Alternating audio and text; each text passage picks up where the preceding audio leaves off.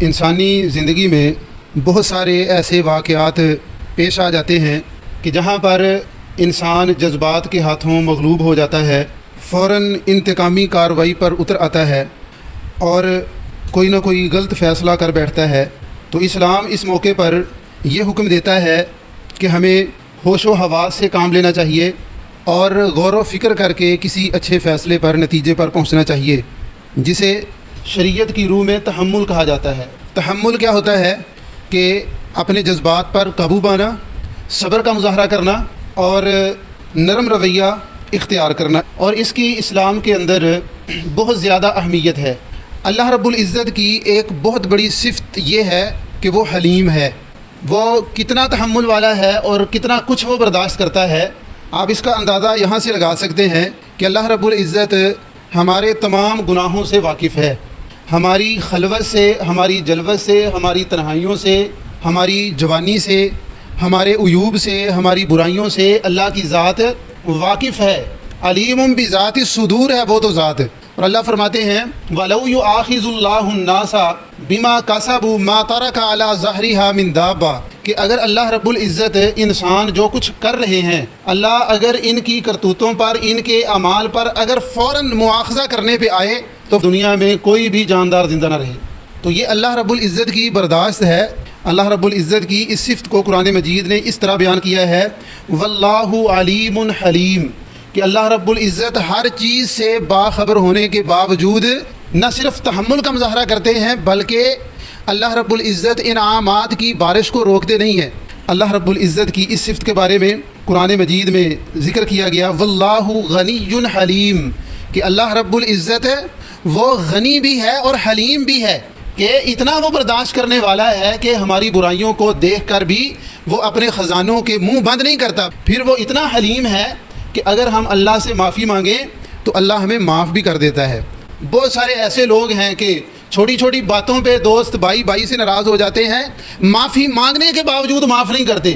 اتنی اکڑ اور اتنا تکبر، وہ معاف کرنے کے لیے تیار نہیں۔ لیکن رب کی ذات کتنی بڑی ذات ہے کہ وہ اگر ہم اس سے 100 بار معافی طلب کریں گے، 100 بار گناہ کریں گے اور 100 بار توبہ کی درخواست کریں گے تو اللہ 100 بار معاف کرنے کے لیے تیار ہے۔ واللہ غفور حلیم، اللہ رب العزت کی ذات وہ بخشنے والی بھی ہے اور وہ حلیم ذات بھی ہے۔ اللہ رب العزت نے نبی پاک کے بارے میں ارشاد فرمایا فَبِمَا رَحْمَةٍ مِّنَ اللَّهِ لِنْتَ لَهُمْ وَلَوْ كُنْتَ فَظًّا غَلِيظَ الْقَلْبِ لَانفَضُّوا مِنْ حَوْلِكَ، یہ جتنے بھی لوگ آپ کے گرد جمع ہوئے ہیں یہ آپ کی نرم مزاجی کی وجہ سے ہوئے ہیں۔ اگر آپ برداشت والے، تحمل والے، بردباری والے، نرم مزاجی والے اگر نہ ہوتے تو یہ لوگ آپ کے گرد جمع نہ ہوئے ہوتے۔ تو اسلام ہمیں برداشت کا حکم دیتا ہے، بردباری کا، تحمل کا حکم دیتا ہے، اور اسلام غیر مسلموں کو بہت سارے حقوق عطا کرتا ہے۔ جس طرح رب کی عنایتیں، رب کی رحمتیں، جس طرح رب کے انعامات، جس طرح رب کی رحمتیں، رب کی بارش بلا تفریق برستی ہے تمام لوگوں کے لیے، اسی طرح اسلام نے ہمیں یہ حکم دیا ہے بلا تفریق مذہب، تمام بنیادی ضروریات، تمام بنیادی حقوق، جان و مال کا تحفظ، عزت کا تحفظ، مذہب کا تحفظ، اور جو گرجا گھر ہیں، جو عبادات کی جگہ ہیں، جو مذہبی کتابیں ہیں، جو مذہبی رسومات ہیں، ان تمام چیزوں کی حفاظت کرنا ہر مسلمان حکمران کی بنیادی ذمہ داری ہے۔ ایک حق ہے شرف انسانی، عزت، تکریم۔ ہر انسان کی عزت، تکریم، احترام انسان ہونے کے ناطے ضروری ہے، اس کا جون سا بھی مذہب ہے، وہ مسلمان ہو یا غیر مسلم، چونکہ ہے انسان، وہ انسانیت کے ناطے ہر بندے کا احترام، اکرام ضروری ہے۔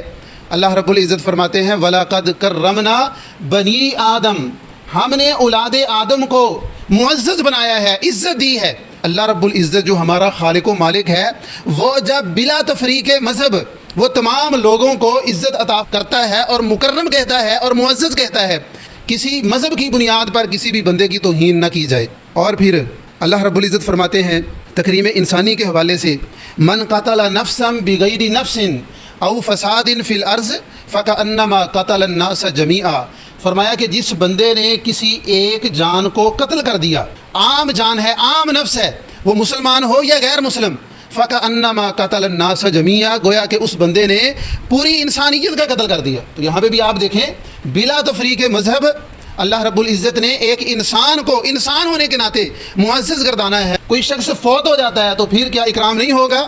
پھر کیا کوئی توہین بندہ کر سکتا ہے کسی غیر مسلم کی؟ رسول اکرم صلی اللہ علیہ وسلم نے مصلح کرنے سے منع کیا ہے۔ وہ جو مقتول شخص ہے وہ مسلمان ہو یا غیر مسلم ہو، اس کے کان کاٹ دینا، آنکھیں نکال دینا، اس کا حلیہ بگاڑ دینا، اس کے اعضاء کاٹ دینا، ایک بندہ اس کو قتل کر دیا گیا اور پھر اس میت کی بے حرمتی کرنا، وہ مسلمان ہو یا غیر مسلم، اسلام اس سے منع کرتا ہے۔ تو جس طرح زندہ شخص کا احترام ہے، اکرام ہے، اسی طرح مردہ کا بھی، میت کا بھی اکرام اور احترام ہے۔ قیس بن سعد رضی اللہ تعالی عنہ قادسیہ کے کسی مقام پر تشریف فرما تھے کہ ایک جنازہ آیا اور یہ کھڑے ہو گئے، تو کسی نے بعد میں بتایا کہ یہ جنازہ تو ذمی کا تھا، کافر کا تھا، اور آپ اس کے لیے کھڑے ہو گئے۔ تو یہ فرماتے ہیں کہ اسی طرح رسول اکرم صلی اللہ علیہ وسلم کے پاس ہم موجود تھے کہ ایک جنازہ آیا اور آپ صلی اللہ علیہ وسلم اس کے لیے کھڑے ہو گئے۔ نبی پاک صلی اللہ علیہ وسلم کو بتایا گیا کہ یہ جنازہ تو یہودی کا تھا۔ رسول اکرم صلی اللہ علیہ وسلم نے جواب دیا، الیست نفسا، کیا یہ جان نہیں ہے، یہ انسان نہیں ہے؟ اس کا بھی احترام اور اکرام اتنا ہی ہے جتنا مسلمان میت کا ہے۔ جس طرح مسلمان میت کے لیے کھڑا ہوا جائے گا، اسی طرح ایسی میت جو غیر مسلم کی ہے اس کے لیے بھی کھڑا ہونا، یہ احترام اور اکرام ہے غیر مسلم کی میت کا۔ تو آپ دیکھیں کہ زندہ انسان ہو، اس کا تعلق کسی بھی مذہب کے ساتھ ہو، یا وہ فوت ہو گیا ہے، کسی بھی مذہب کے ساتھ اس کا تعلق ہے، اسلام نے اکرام کا اور احترام کا، عزت کا حکم دیا ہے۔ اور اسی طرح جو غیر مسلم ہیں ان کے لیے اسلام مذہبی آزادی دیتا ہے۔ معاشرتی جتنے بھی رسم و رواج ہیں وہ سارے کے سارے وہ اپنے مذہب کے مطابق وہ ادا کرے گا، اور حکومت اس بات کی پابند ہے کہ وہ اس کو تحفظ دے گی، اس کے مال کی، جان کی، عزت کی، عبادت کی، رسوم و رواج، ان ساری چیزوں کی حفاظت حکمران کی ذمہ داری ہے۔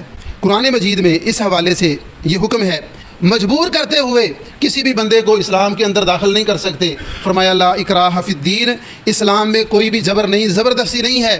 لکم دینکم ولی دین، ہاں تم دعوت دو، اچھے طریقے کے ساتھ پیغام پہنچاؤ، اور اگر وہ نہیں مانتے بات تو اس کے بعد پھر آخری نتیجہ اور فیصلہ کیا ہے؟ لکم دینکم ولی دین، تم اپنے دین پر رہو اور ہم اپنے دین پر رہیں گے، تمہارے لیے تمہارا دین اور ہمارے لیے ہمارا دین۔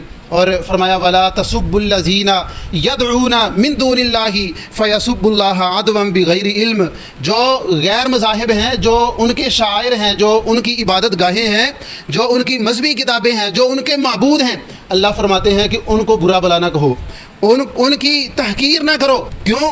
اس لیے کہ جواب میں وہ آپ کے جو شاعر ہیں، جو آپ کی مسجدیں ہیں، جو آپ کی الہامی کتابیں ہیں، جو آپ کے نبی ہیں، جو آپ کا رب ہے، وہ اس کی توہین کریں گے۔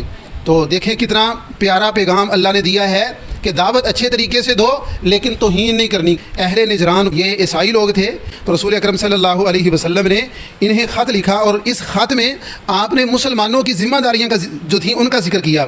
آپ نے فرمایا کہ نجران اور اس کے جتنے بھی حلیف ہیں، جتنوں کے ساتھ بھی اہل نجران کے معاہدے ہیں، وہ تمام لوگ بھی مسلمانوں کی یہ ذمہ داری ہے کہ مسلمان ان کی جانوں کی، ان کی شریعت کی، ان کی زمین کی، ان کے مال کی اور ان کے اشخاص کی، ان کی عبادت گاہوں کی، ان کے گرجا گھروں کی مسلمان حفاظت کریں گے، یہ جزیہ دیں گے اور مسلمان ان ساری چیزوں کی حفاظت کریں گے۔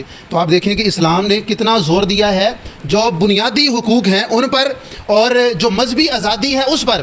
اسی طرح رسول اکرم صلی اللہ علیہ وسلم نے ایسا کوئی شخص جو کسی ذمی پر، غیر مسلم پر، اقلیتی فرد پر اگر کوئی شخص ظلم کرتا ہے تو اس کے حوالے سے رسول اکرم صلی اللہ علیہ وسلم نے بڑی وعید بیان فرمائی ہے۔ فرمایا الا من ظلم معاہدا او انتقصہ او اخذ عنہ شیئا بغیر طیب نفس، آپ نے فرمایا کہ جو کوئی کسی اقلیتی فرد پر ظلم کرتا ہے یا اس کا مال غصب کر لیتا ہے اور اس کے پوچھے بغیر اس کے مال پہ قبضہ کر لیتا ہے، کسی بھی طرح سے کوئی بھی اس کی کوئی حق تلفی ہو جاتی ہے، تو نبی پاک صلی اللہ علیہ وسلم فرماتے ہیں کل قیامت کے دن میں اس اقلیتی فرد کی طرف سے آپ سے جھگڑوں گا۔ یعنی کل قیامت کے دن ہم امتی تو محمد صلی اللہ علیہ وسلم کے ہیں، اگر ہمارا کوئی ایسا عمل ہماری زندگی میں پیش آ گیا تو آپ صلی اللہ علیہ وسلم ہماری سفارش کرنے کے بجائے ہمارے مخالف کے ساتھ کھڑے ہوں گے، وہ عیسائی ہو، یہودی ہو۔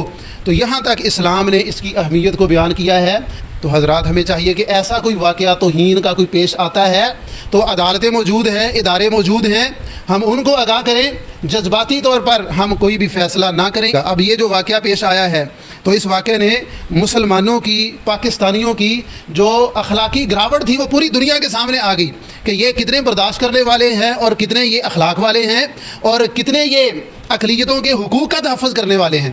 تو یہ نیگیٹیوٹی پوری دنیا کے سامنے آئی، اسلام کی بدنامی ہوئی، پاکستان کی بدنامی ہوئی. اس حوالے سے ہمیں برداشت، تحمل اور اقلیتوں کے جو حقوق ہیں ان کو مد نظر رکھنا چاہیے. اللہ سے دعا ہے کہ اللہ عمل کی توفیق عطا فرمائے. وما توفیق اللہ.